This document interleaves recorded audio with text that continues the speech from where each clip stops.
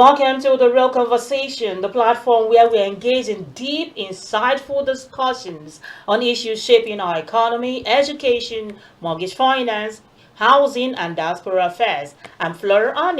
Today we are addressing a growing concern, deportation of Nigerians and its impact on the Nigerian housing sector. Every year, thousands of Nigerians are deported from different countries, often arriving back with no place to stay and little financial stability. This raises critical questions. How does mass deportation affect our already struggling housing sector? Are there policies to accommodate returnees? What solutions can the government and private sector provide? To help us unpack these issues, we have with us His Excellency Ambassador Elijah Onyeagba. He's a Nigerian economist, a banker, and a former federal ambassador of Nigeria to the Republic of Burundi. He's a seasoned diplomat with extensive experience in international relations and diaspora affairs. He will shed light on the impact of deportation on housing and what can be done to address these challenges. Get credible and authentic housing news at your fingertips by downloading the Housing TV mobile app. You can also join the African International Housing Show live from across the globe through the Housing TV mobile app. The mobile app features live streaming and trending housing news.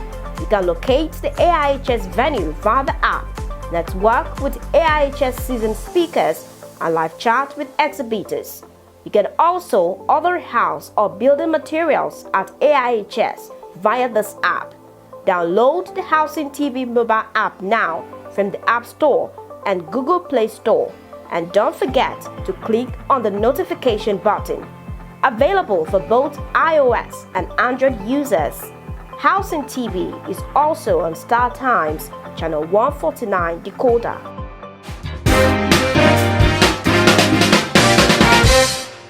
So, Ambassador, it's an honor to have you today on The Real Conversation. Welcome to the program. Let's look at the reality of housing challenges for deportees. When Nigerians are deported, many return with little or no resources. What are the immediate housing challenges they face upon arrival? Thank you so very much. This is not very surprising to have this kind of conversation now, especially this time that particularly the US government and the Trump administration has been hammering on immigration challenges and the need to deport people that are illegally or that have illegally migrated to the United States of America. Deportation has been an issue that Nigerians face, in fact, most developing countries all over the world, because people are always trying to find a way to get greener pasture. So they find very illegitimate way and illegal means of migrating to quote and unquote developed countries. And sometimes you give them visa for visits, they go visiting and then they end up not coming back. Sometimes they go as students and then they finish education, they don't come back. So this is an issue that Nigerian government, Nigerian people actually, and quite a lot of countries have been facing. But the issue is, what are the challenges that deportation brings to Nigeria? There are quite a couple of them. You can look at it from the point of view of economic implications. You can look at it from how does housing play a role.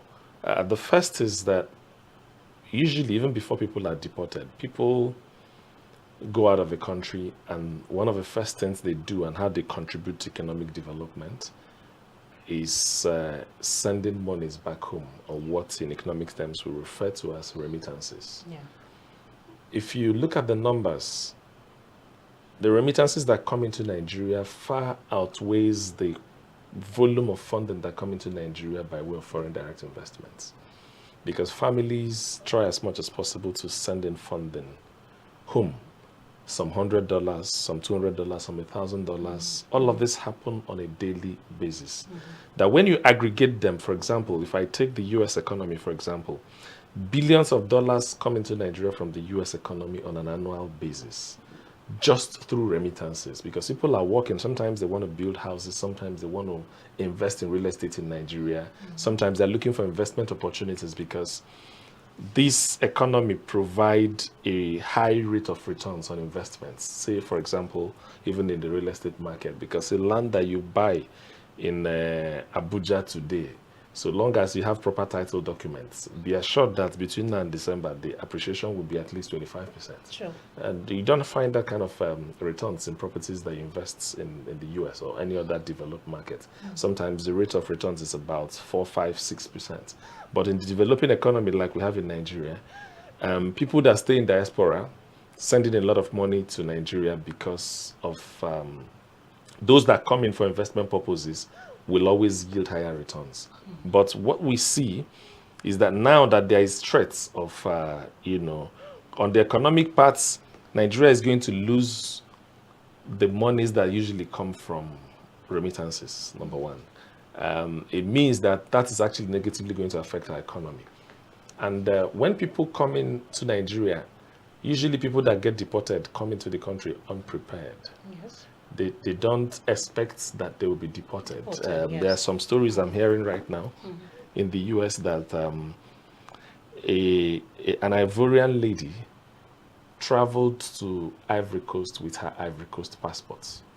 Then on coming back to the US, she was arrested by the immigration officials, and they said to her, which passport did you travel with? That as an American, you're actually supposed to get Ivory Coast visa to travel to Ivory Coast. So that's another case, because it means that she's dual citizen, and I just hope that she doesn't get deported eventually at the end of the day.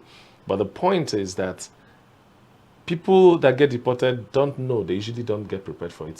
Some are in prison, some have gone to regularize their papers, and in the process, and then they are now trying to find a way to get them back to Nigeria. So for those people that have invested in the real estate market, for example, because once you get deported, your first challenge is how do you survive when you get back home.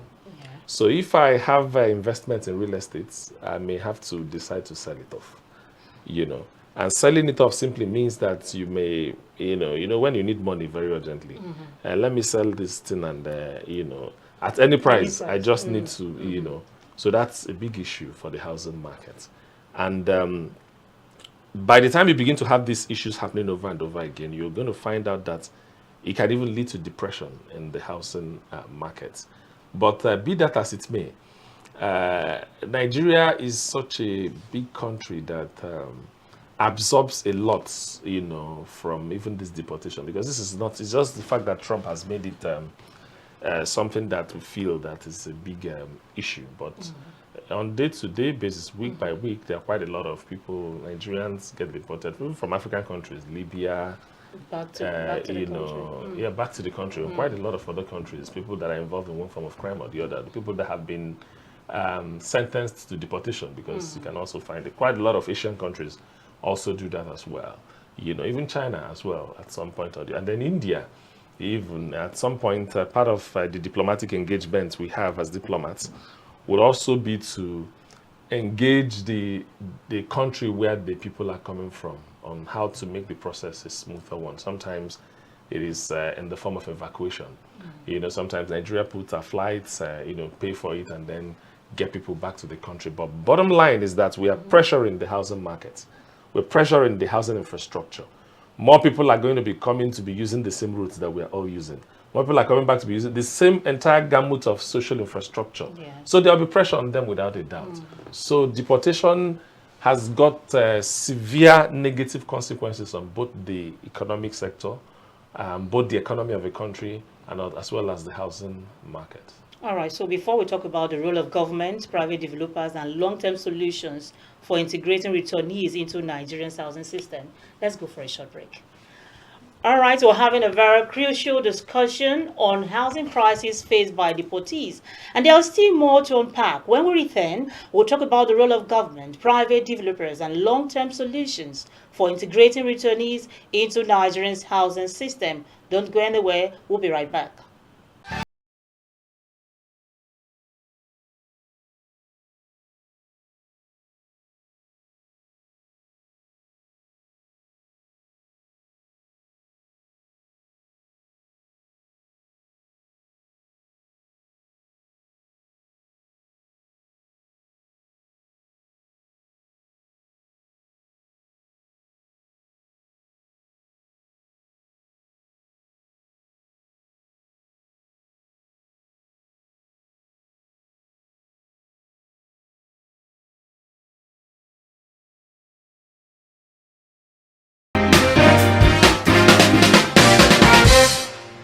All right, welcome back to the real conversation. We are still discussing deportation and its impact on Nigeria's housing sector with Ambassador Elijah Onyeagba. Now let's shift our focus to government policies and long-term housing solutions.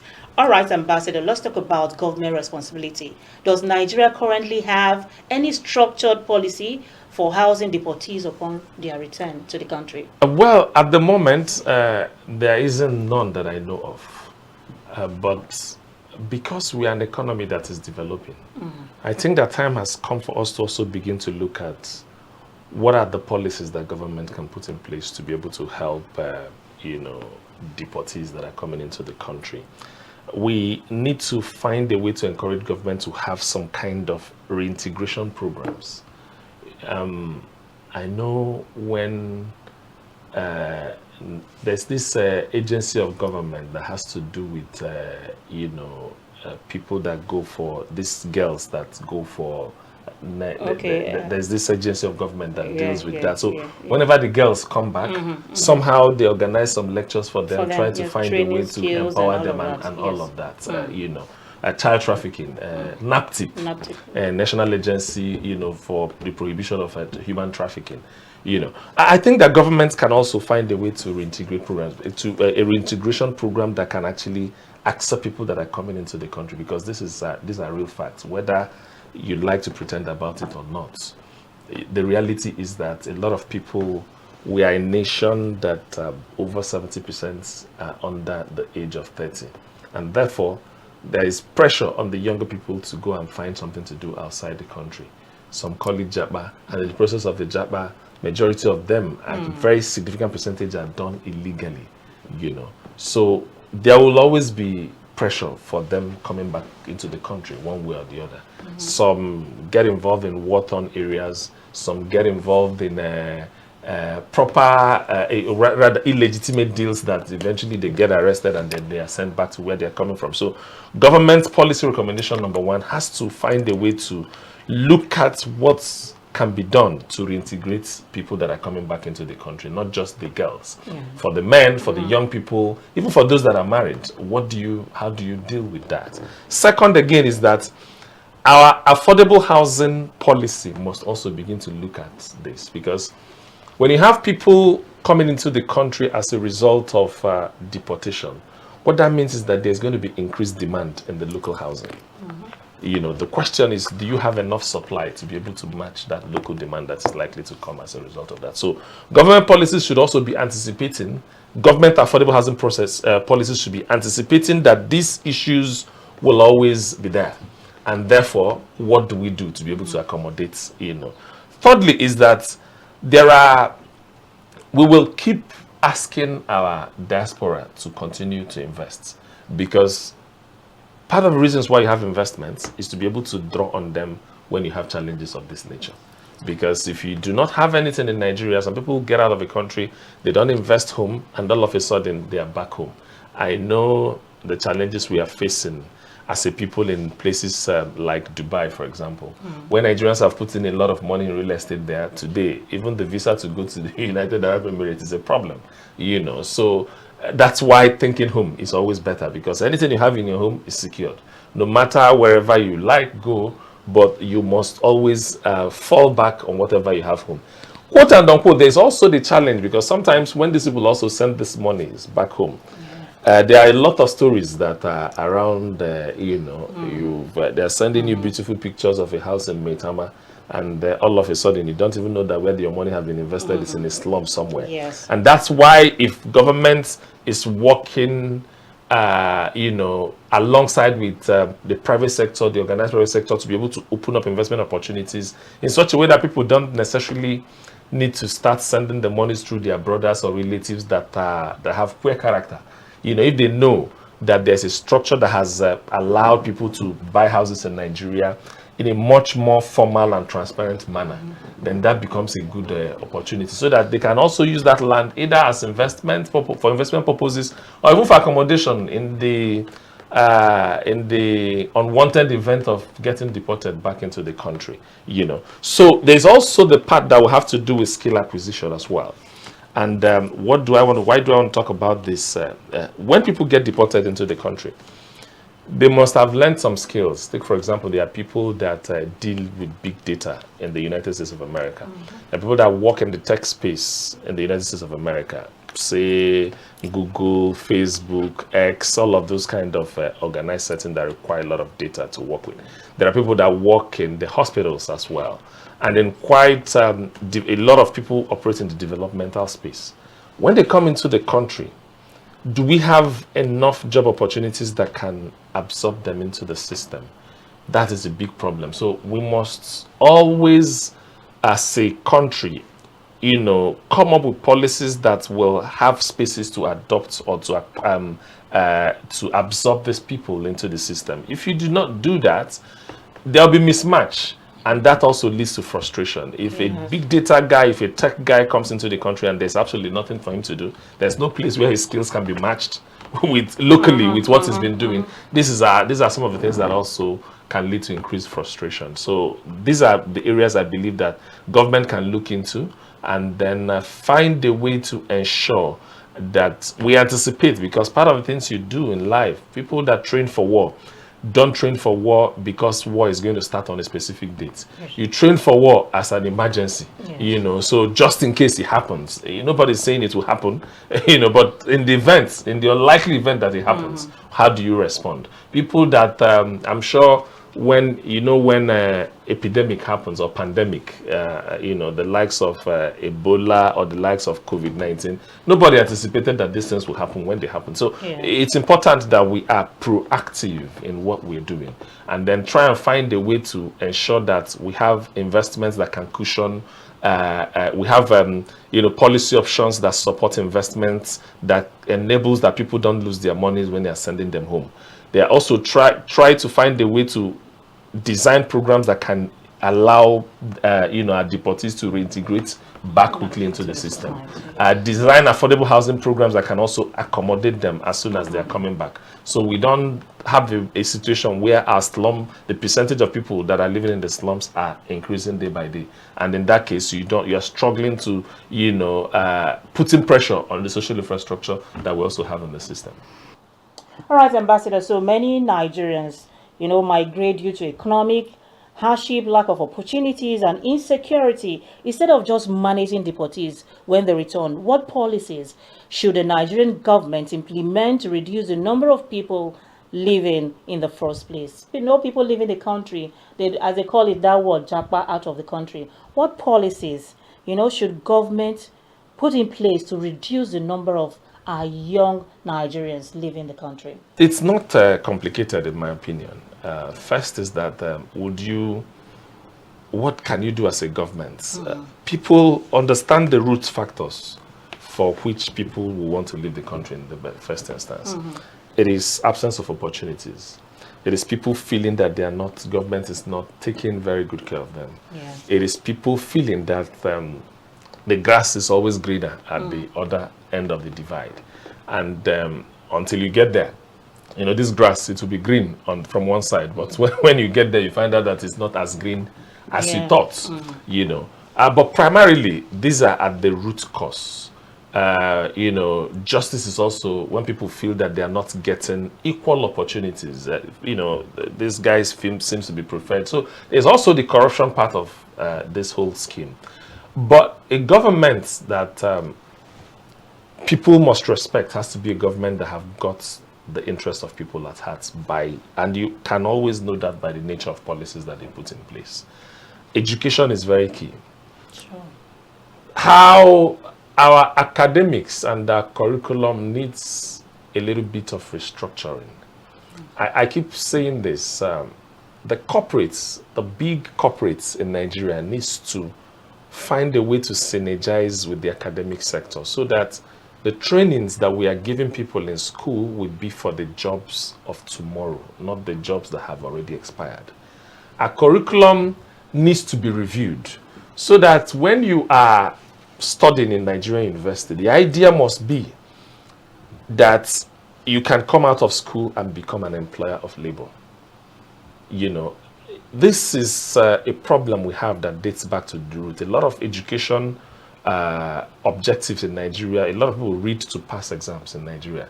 there is always, you know, when our fathers were growing up, when they were coming out of school, there was work that was waiting for them. In fact, a lot of companies go to the universities to be able to get people that are ready to work. Or once you graduate, there's already work, you know, waiting for you. But that's not the situation now. Yeah. So the understanding that you must work when you leave school is a problem. Academics and curriculum must be structured in such a way that people can see their way to entrepreneurship as they, even while they're in school. You know, so that the more number of people that are coming out of our schools and becoming entrepreneurs and being supported by government by way of provision of capital and other enabling environments, so that they can in turn become employers of labor as against employees. So these policies has to be very clear, and people need to understand it, because it's not one thing is about designing policy, another is also communicating that policy for people that you're designing the policies to understand.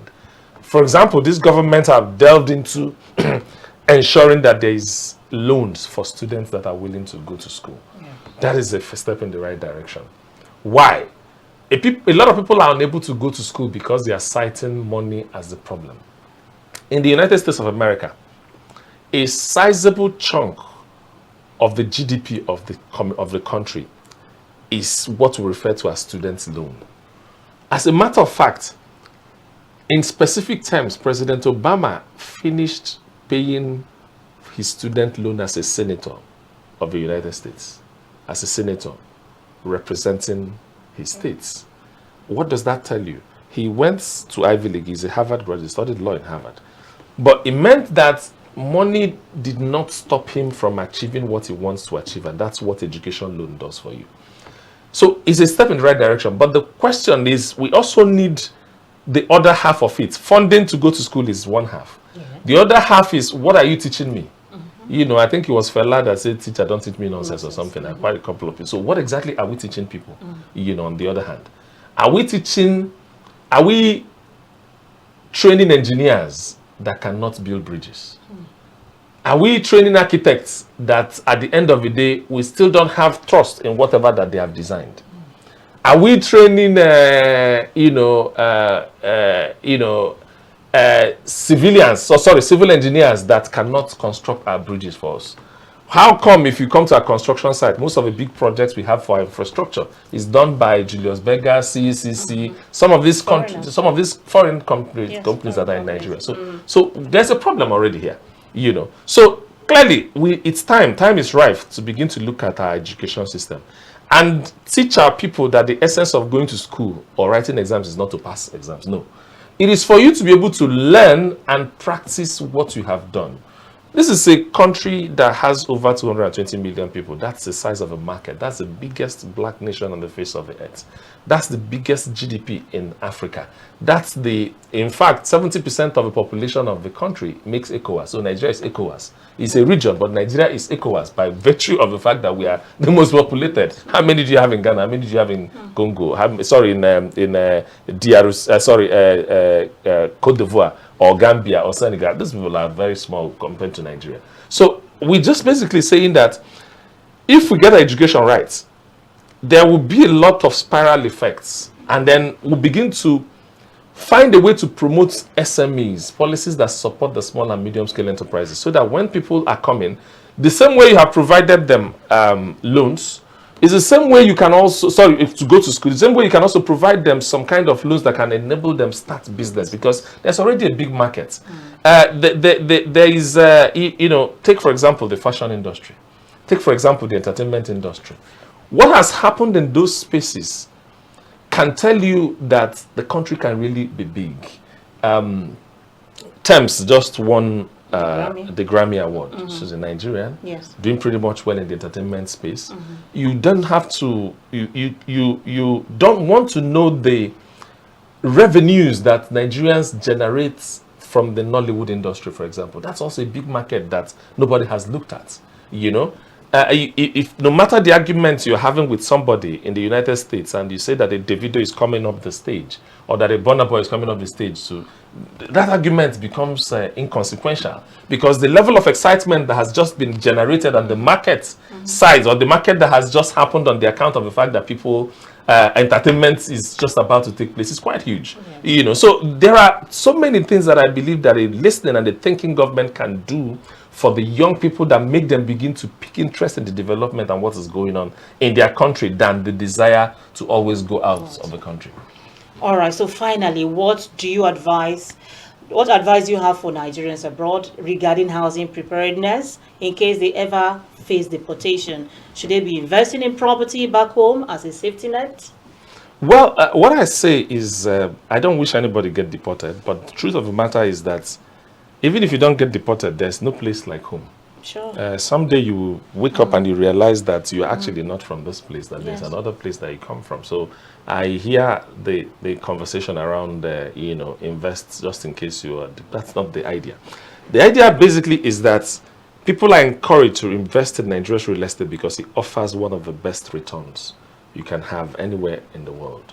It's a space I've played in very well, so I can tell you categorically, very clear, that Nigerian real estate market offers the best of the returns that you can think of anywhere. There's also the risk involved because we can't talk about the prospects without talking about the risks involved, you know, and that's the reason why, as much as we encourage the people or diasporans to think about investing in Nigerian real estate markets, governments must also bridge the gap of ensuring transparency, of harmonizing processes. And what do I mean by that? Take, for example, land administration. The land administration process in the FCT is different from the land administration processes in Lagos. It's different from the land of administration processes in Ekiti State or any. Isn't there a way that we can harmonize these things and bring them together and make them seamless? Why do I need to physically go to Ilesha to go and conduct a search, or go to a land administration, land bureau in Osun State? You know, I'm in America. I have to come back to go physically to get a lawyer to do a search on a property when I can do it online. There must be things, these things go hand in hand. If you can find a transparent, if you buy a house in the United Kingdom today, from Nigeria here, you can conduct a search that can give you history of that house. When that house was built, the number of people that have, you know, transferred that title from one person to another, you know, and these things are very, very transparent. You don't need to get to that location to be able to get this very critical information, you know. So I think that it's a two-way thing. Government must provide that enabling framework for that investment to happen. But the people also on their own will also see that this is possible for them to, because transparency is the issue. Every investor, the security of their investment is paramount. So yes, we are telling them that this is the best thing to do, but we also know that people have also tried it and have had their fingers burnt. How did they burn their fingers? Some people have bought the land and then the land eventually had issues and it was revoked. Some people have given money to people to buy houses for them and they ended up not building the houses and all that. So we know some of these stories. So what we now need to do is, how do we create safety nets and de-risk the processes and make it easier and transparent for people to find it attractive to invest in that space? And I think it's pretty much doable. Nigerians must always, in fact, Nigerians are people that always think about home. A Nigerian that doesn't really come to Nigeria is missing a lot, even though they might decide not to be in the country, but deep down in their hearts, there's just something about Nigeria that there's just so much, you know. Is it the people? Is it the music? Is it the movies? Is it the fashion? The food? You know, is it the food? You know, if you're out of this country for 5 days, believe me, you're going to be looking for local delicacies. In fact, I spent about $200 the last time I was in the US transporting myself to where I'm going to get a Nigerian food. So how much is $200 just to transport yourself to where you're going to find the local food and just have a kind of swallow and all of that? So we are one of the best countries on the face of the earth. All we just need to do is to get our leadership right, get a few things right about us. We have the resources, we have the manpower, we have the market, we have the people, we have the economy. So we can really, really grow and become really, really big. But we also need, on the other hand, a very serious government, a very serious leadership, people that have an understanding of what it takes to move Nigeria from point A to point B. I think that's just the missing link. And I'm sure we will get there. Because even if you look at the world, wherever we are running to too many things have happened that have shown that there's no perfect system anywhere in the world. 4 years ago, I mean, we're trading ourselves on democracy. We're just about something years or whatever practicing this democracy. But do not forget that it wasn't really too long ago that we saw riots at the Capitol. Election was done, somebody said he won or he didn't win, and then people started demonstrating. For a country that has stayed over 160 years of democracy, so it just shows that there's no perfect system anywhere else in the world. The people of the country must come together and build their country for the interest of the country. And we must also be people that think about tomorrow, because the challenge we have in Nigeria is that both leaders and even the followers alike, don't forget that you can argue about it, but really, the people always deserve the kind of leaders that they have, because the leader is not didn't come from the moon. The leader is chosen from amongst the people, so he will always have a display of the characteristics that is acceptable for the people. You can criticize it as much as you want, but this is the reality, you know. So I believe that for a country like ours, there are a lot of investment opportunities in all the sectors, housing inclusive. You know, Nigerian housing market hasn't been tapped yet. The potentials of the market is amazing. You can drive employment through housing.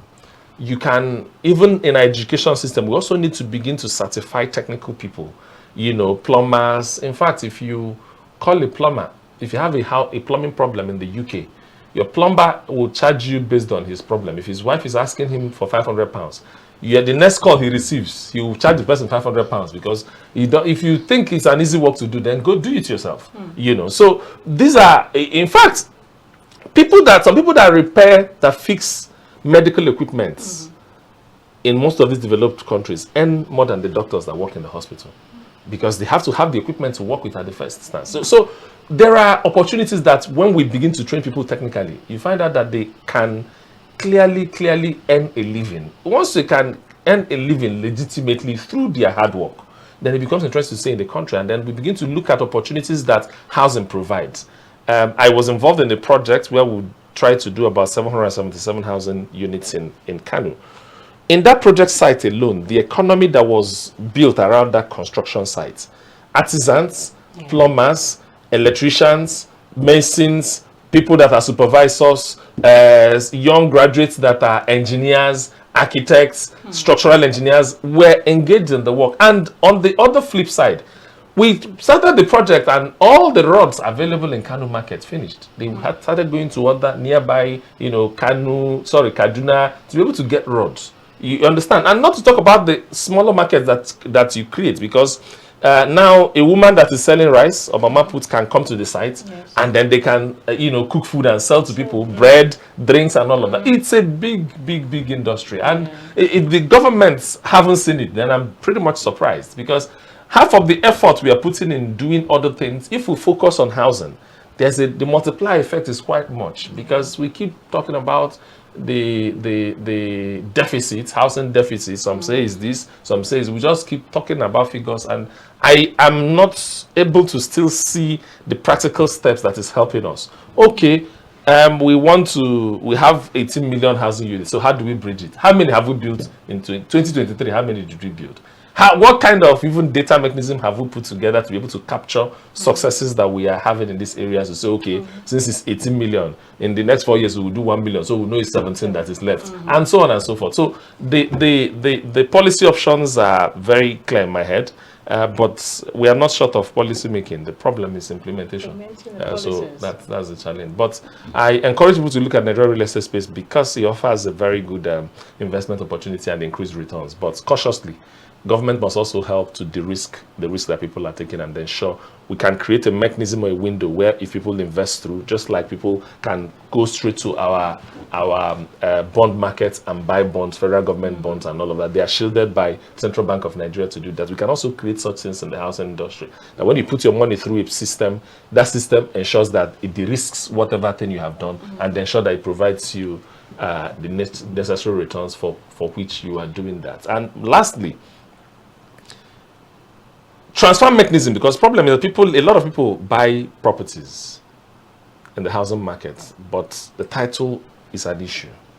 People go and they buy title, they don't register it. Yeah. You know, these are the things that encourage corruption in Nigeria. So I know I own my house now. I live in that house, but I'm still waiting for governor's consent.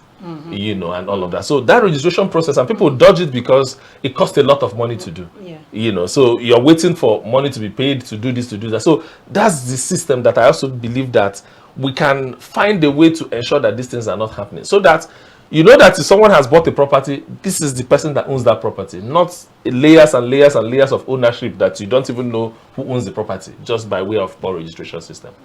Thank you. All right, so thank you Yes. so very much, Ambassador Elijah. Thank This you has very been much.